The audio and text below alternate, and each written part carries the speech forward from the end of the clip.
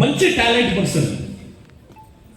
వాడు ఏమనుకుంటుండే, వాడు పేదరికం, వాడికి ఏ థాట్ ప్రాసెస్ ఉండే అంటే నాకు చాలా బాగా తెలుసు. వాడు ఎప్పుడు చూస్తుంటే అట్లీస్ట్ రన్నింగ్ రేస్లో మనం స్టేట్ నేషనల్ వెళ్ళిపోతే గెలిస్తే రైల్వేస్లో జాబు నాకు దొరుకుద్ది అనేది వాడి థాట్ ప్రాసెస్.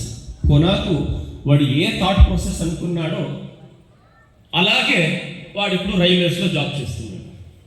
బట్ ఎక్కడో ఒక చోటు తర్వాత అనిపించే వాడు ఏమైనా నేను ఇంటర్నేషనల్ లెవెల్లో పార్టిసిపేట్ చేయాలి అని అనుకున్నాడు అంటే ఐ థింక్ అలా అవుతుండోడేమో.